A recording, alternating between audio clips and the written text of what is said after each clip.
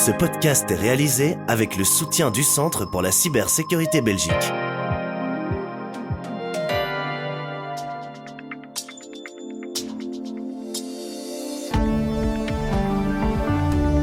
Madame, Monsieur, bonjour. Bienvenue dans votre podcast Z sur 7. Nous sommes le lundi 16 septembre et aujourd'hui nous allons parler mobilité avec l'info à ne pas manquer. En effet, en cette semaine de la mobilité, Trends Canal Z se penche sur les paradoxes autour de nos moyens de locomotion. Si l'usage du vélo pour les trajets domicile-travail explose, le parc automobile belge est toujours en croissance. Le train, quant à lui, reste toujours plus cher que l'avion et la voiture électrique, qui s'effondre dans les pays européens, continue de croître en Belgique. Camille Delannoy, journaliste pour Trends Tendance, reçoit Robert Van Apeldoorn, spécialiste de la mobilité.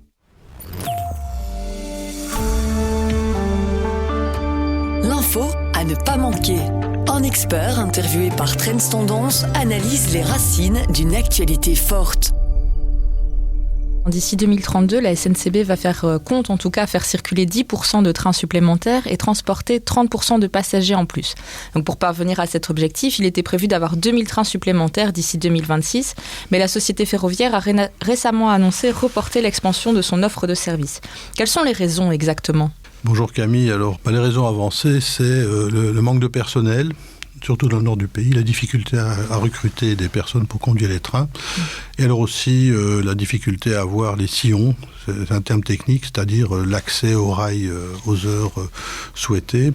Et je pense que ça reflète un peu la grande rigidité du système ferroviaire. Le ministre Gilles Quinet, qui est dans le gouvernement sortant, est furieux, puisque lui, il avait beaucoup travaillé pour augmenter les moyens de la SNCB, d'Infrabel, et donc il craint d'ailleurs que les subsides soient rabotés. Il y a un plan de 10 ans pour augmenter justement l'offre. Et il faut savoir qu'aujourd'hui, la fréquentation du train n'est toujours pas revenue au niveau de pré-Covid, puisqu'avec le télétravail, une des idées, c'était d'attirer aussi, parce qu'en fait, la croissance se fait ou peut se faire en dehors du déplacement domicile-travail, c'est le déplacement de loisirs, le week-end. Et donc l'offre supplémentaire devait notamment se faire avec des trains plus tard le soir, le week-end. Par exemple, pour aller voir quelqu'un qui veut aller voir un spectacle, qui veut rentrer chez lui, il y aura un train à 1h du matin, par exemple. Et là, pour le moment, c'est reporté. D'1 an, dit la SNCB, mais on verra. Et alors, donc, vous parlez de loisirs.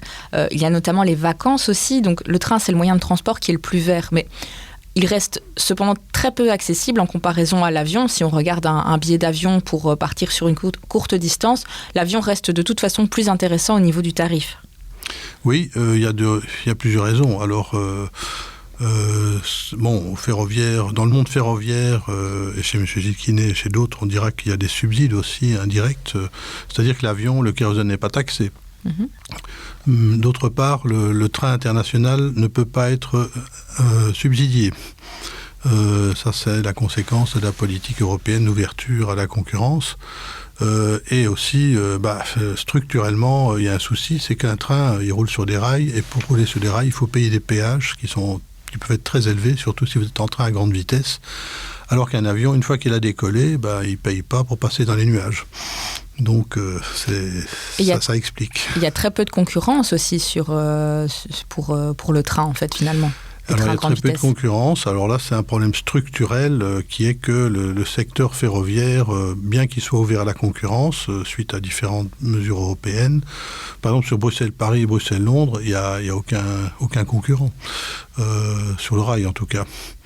Donc les prix peuvent être établis en fonction sans doute de la concurrence avec d'autres moyens. Mais enfin, pour Londres, c'est l'avion. Et l'avion, c'est quand même très compliqué d'aller à Londres en avion. Il n'y a pas de concurrence. Et je répète, il y a cette question de coût. Et aussi parce que vous avez, quand vous prenez des pays comme la Belgique, l'Allemagne, la France, c'est des pays où ce sont des très grands acteurs publics, des héritages de monopoles. Donc c'est un secteur qui a encore, qui a encore beaucoup de progrès à faire, qui n'est pas encore suffisamment dynamique. Donc ça explique. Je vois que l'autocar, par exemple, sur Bruxelles-Paris a explosé. Pourquoi ? Parce que le train est trop cher. Alors il y a des réponses qui commencent à arriver. La SNCB a mis en place un train qui met 2h30, je crois, ou 3 heures, au lieu des 1h25 de Bruxelles-Paris par l'Eurostar ex-Thalys, mais Mais voilà, donc ça bouge très lentement. Ça reste très peu flexible. Oui, peu flexible, oui. Et alors, toujours dans les trains, il y a les trains de nuit aussi qui ont récemment fait leur grand retour. On a notamment annoncé une liaison entre Bruxelles et Prague et bientôt Venise. Comment se porte le train de nuit aujourd'hui et est-ce qu'il a un avenir selon vous ? Alors, je pense, j'ai l'impression, en discutant avec des personnes dans le secteur, apparemment c'est encore un sujet de niche. Mais c'est vrai que ça peut être une réponse pour aller en vacances loin. Moi, quand j'étais étudiant, j'ai travaillé dans les trains de nuit. Donc, Bruxelles-Rome, j'ai connu en train de nuit. Tout ça a disparu, vous ne pouvez plus aller à Rome. Alors, vous pourrez peut-être aller à Venise, mais quand vous regardez, j'ai regardé l'horaire du train que la compagnie, c'est une compagnie irlandaise, je crois que c'est qui va lancer ça, eh bien, vous allez vous allez arriver seulement à midi ou à 2h. Donc le train va passer de Bruxelles par Cologne, par Munich, etc. Donc, mais bon, c'est mieux que rien. Le problème du train de nuit, c'est que c'est un secteur, je répète, soumis à la concurrence, donc vous pouvez pas être subsidié. D'autre part, c'est les quelques exemples qu'il y a, c'est surtout des acteurs publics. On parle toujours du train Bruxelles-Vienne, mais c'est EBB, donc c'est un monopole public. En France, il y a une petite renaissance de trains de nuit, mais c'est à l'intérieur du pays, c'est la SNCF. Mais vous n'avez plus de train de nuit pour aller en Espagne, pour aller jusqu'en Italie, tout ça c'est fini. Ou alors des trains comme l'Orient Express qui sont des hôtels de luxe. Et d'autre part, il y a un problème, c'est que les acteurs privés n'arrivent pas à se développer. Donc là, c'est un peu une exception. Mais en France, il y a une start-up qui a voulu se lancer. Je crois que c'est Midnight Train, si mes souvenirs sont bons, qui voulait faire des sortes d'hôtels de trains, enfin des trains qui allaient de Paris en Italie, etc. Ils ont jeté l'éponge.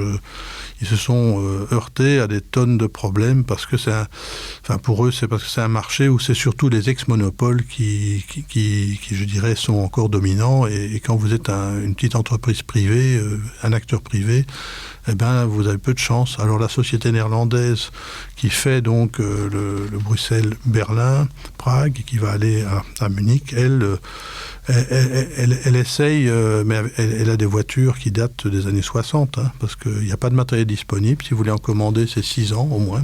Donc c'est toute une expérience. Voilà. Je vais m'arrêter là, sinon tout le podcast va être consacré au train de nuit. Et est-ce que les trains de nuit sont compétitifs aujourd'hui ou est-ce qu'ils pourraient l'être comparé à d'autres transports si on décidait de partir en voiture ou si on décidait de partir en avion ? Alors pour la voiture, il y a un problème pour la voiture, mais un problème de concept, c'est que la plupart des gens, ils considèrent le coût de la voiture dans un trajet, c'est uniquement le carburant et le péage. Donc ils ne voient pas le coût, l'amortissement, l'assurance.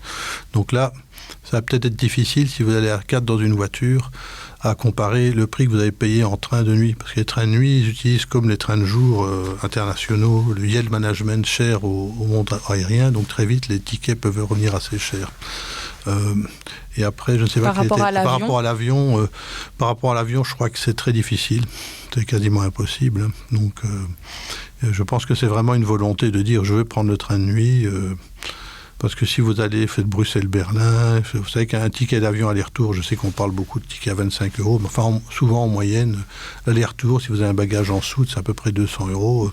Mais en train de nuit, un aller-retour à 200 €, je ne pense pas que ce soit si évident que ça. Et alors, un concept dont on entend beaucoup parler, c'est le concept de la gratuité, notamment pour les transports en commun. Est-ce que c'est quelque chose qui vous paraît envisageable, comme ça a été fait, par exemple, dans le Grand-Duché du Luxembourg ou à Dunkerque, par exemple ?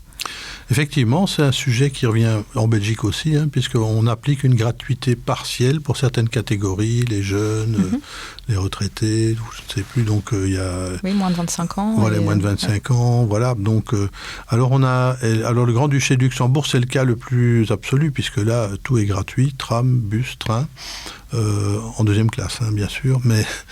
Et donc il y a les bus à gauche et à droite, à Dunkerque ou dans d'autres endroits, des études qui ont été faites. En fait, on constate quand même qu'il n'y a pas vraiment de report modal. Donc l'idée, c'est si les gens prennent le bus, ils vont peut-être prendre moins leur voiture. Mais on n'a pas constaté vraiment cela. Donc je ne sais pas si... D'autre part, on constate des choses qui sont peut-être des effets qui ne sont pas forcément... Un peu paradoxal. Paradoxal. Alors, il y a des effets positifs. Il y a des gens qui ne prenaient pas le temps, parce qu'il y a des gens qui ont très peu de sous et qui ne prenaient pas le bus ou quoi, et maintenant ils le font. Donc là, c'est positif. Mais alors, il y a des effets aussi du genre, il y a des gens qui ils sont à vélo ou à pied, il pleut, ils vont prendre le bus, ils voient un bus passer, ils vont le monter dedans pour descendre à l'arrêt suivant, pour ne pas subir la pluie. Donc vous avez une réduction, d'après ce que j'ai compris, de la marche et de ce qui se passe en vélo. Alors on peut se poser une question générale, parce que ça c'est le professeur à Mons de l'UCL Louvain, Mons, monsieur Bart Chourquin, qui dit oui, je dis un truc, je ne suis pas très entendu là-dessus, mais lui sa grande crainte, c'est que si on propage la gratuité, on peut imaginer que la gratuité soit désirable, si tout le monde veut se déplacer, si on veut favoriser les déplacements durables, on va dire, verts.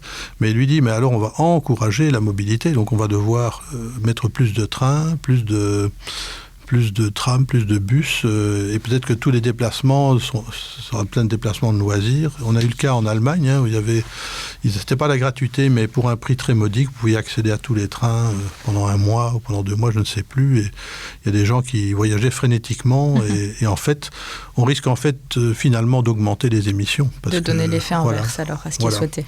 Donc il vaut mieux essayer peut-être d'utiliser la mobilité de façon plus raisonnée. Peut-être si on veut réduire vraiment les émissions, il faudra peut-être limiter la mobilité d'une manière ou d'une autre, de s'organiser pour ne pas être contraint, poussé à se déplacer tout le temps. Et alors justement, par rapport à cette mobilité plus verte, est-ce que selon vous, les incitants sont assez nombreux ici en Belgique ? Les incitants en mobilité verte, ils existent, oui, on peut le dire. Au niveau des voitures de société, on voit bien avec la voiture électrique, donc là c'est plutôt les salariés qui en bénéficient.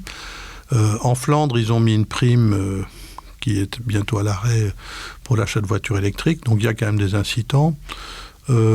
Pour le vélo, il y a les plans cafétéria, qui font que quand on est salarié dans certaines entreprises, on peut acheter un vélo à bon compte. Et donc on le voit d'ailleurs dans les chiffres, il y a plus de gens qui se déplacent à vélo pour aller au boulot. Donc il y a quand même des incitants, oui. Et alors il y a une offre qui augmente quand même, théoriquement, la SNCB aurait dû augmenter son offre dans cette perspective. C'est un peu reporté. L'augmentation a été réduite, mais il y a toujours une augmentation. Et la STIB, par exemple, à Bruxelles, il y a quand même une offre qui évolue. Et alors, il y a toujours plus de vélos, vous le disiez. Et pourtant, le parc automobile en Belgique, il continue de grandir. Comment ça s'explique, finalement ? Ah oui, alors c'est un des paradoxes de la mobilité. C'est que, en fait, on constate que le parc automobile a dépassé les 6 millions de voitures. Donc, il était à 5,8 millions il y a 2-3 ans. Ça progresse, même si les ventes sont un peu stables. Les immatriculations sont un peu stables cette année. Et d'un autre côté, le vélo, ici je vois des chiffres qui avaient été publiés il y a quelques années sur l'évolution du déplacement domicile-travail entre 2025 et 2022. Donc sur cette période, l'utilisation du vélo a augmenté de plus de 80%. Et à Bruxelles, c'est quasiment 500%. Plus 500% à Bruxelles. Pourquoi ? Parce qu'il y a les plans cafétéria, donc les gens peuvent avoir des vélos à assistance électrique, donc c'est moins douloureux, on va dire, parce que à Bruxelles, dans des villes comme Bruxelles, c'est quand même pas... Il y a des montées et tout. Avec un vélo à assistance électrique, vous pouvez faire des déplacements très facilement. Et donc tout ça encourage le vélo, mais ça ne décourage pas la voiture. Donc en fait, il y a très peu de gens qui renoncent à la voiture pour le vélo. Simplement, le vélo s'ajoute sur la voiture, même physiquement. Si vous vous déplacez le week-end, vous verrez qu'il y a beaucoup de voitures sur le coffre, il y a des vélos accrochés. Et alors, par rapport à la voiture électrique maintenant, la Belgique, c'est un des seuls pays européens où le marché de la voiture électrique est encore en hausse. L'Allemagne, notamment, a arrêté de subsidier la voiture électrique. Comment on explique ce désamour européen pour la voiture électrique alors que le tout électrique est prévu pour bientôt ? Le désamour européen est lié à la réduction des primes. Donc en Allemagne, ce qui s'est passé, c'est que la prime a été brutalement arrêtée par une décision d'une instance, je dirais, je ne sais pas si c'est la Cour constitutionnelle, parce qu'on considérait que le budget qui était consacré à la prime à la voiture électrique, c'était pas correct. Et donc du jour au lendemain, les voitures électriques, vous n'aviez plus vos 5 000, 6 000, je ne sais plus combien c'était, mais enfin c'était une certaine somme, et brutalement, plein de gens n'ont plus acheté. Donc, et ça a un effet immédiat. Et comme l'Allemagne est le premier marché européen, donc ça a eu un effet de refroidissement. Par ailleurs, la voiture électrique est chère, donc je sais pas, elle doit être de l'ordre de 20-30% plus chère qu'une voiture à carburant. Et donc, faut être très militant pour aller en acheter une ou avoir très envie. Et puis vous entendez quand même qu'il y a des critiques extrêmement... Enfin, c'est un sujet de polémique, ça qui rappelle un peu la période des vaccins, du Covid, etc. Donc c'est un sujet de polémique qui peut enflammer les soirées en famille, d'ailleurs, pour ou contre la voiture électrique. Et tout ça fait que les voitures électriques sont encore chères. Alors maintenant, on voit que les prix commencent à diminuer. Mais il y a aussi le fait qu'on a un peu du mal... il faut un apprentissage pour la voiture électrique pour vraiment y passer. Alors en Belgique, pourquoi ça marche ? Parce qu'il y a la fiscalité, bien sûr. Je crois que il y a une voiture sur 4 immatriculée en Belgique est électrique actuellement. Et donc les gens peuvent... Alors si on peut en bénéficier, on apprend un peu la voiture électrique sans avoir trop d'inconvénients.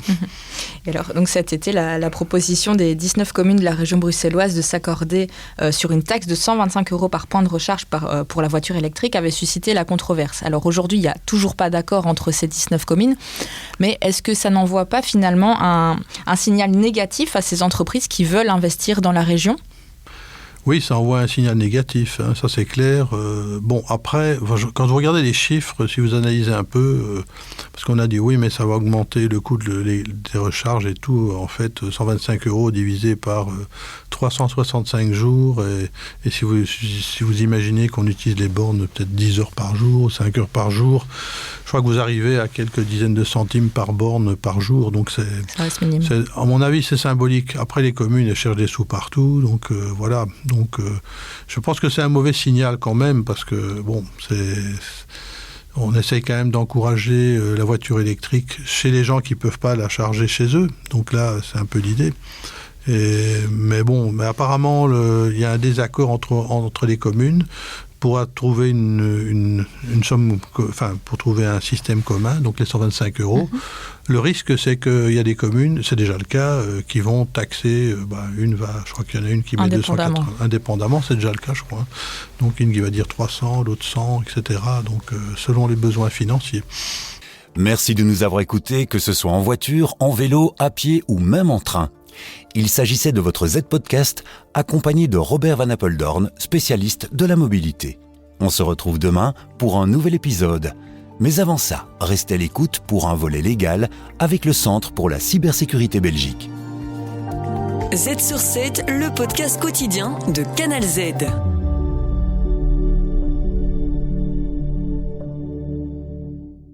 Le Centre pour la cybersécurité Belgique. Œuvrons ensemble à un avenir plus sûr dans le domaine de la cybersécurité.